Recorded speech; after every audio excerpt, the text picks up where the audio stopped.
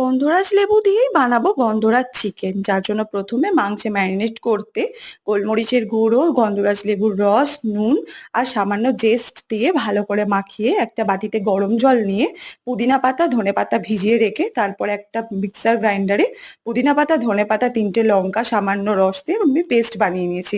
এরপর কড়ায় তেল গরম করে একে একে পেঁয়াজ, টমেটো, মাংস দিয়ে ভালো করে নাড়াচাড়া করে ঢাকা দিয়ে দেবো।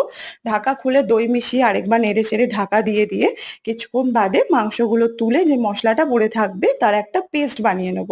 এরপরে কড়াটা সামান্য ধুয়ে এর মধ্যে বাটার দিয়ে পেস্ট করে রাখা মশলাটা দিয়ে দেবো। তারপরে সেখানে দেবো আমরা এর মধ্যে নুন, এর উপরে দিয়েছিলাম হলুদ গুঁড়ো, লঙ্কার গুঁড়ো, ভালো করে নাড়াচাড়া করে চিকেনটাকে অ্যাড করে দেবো।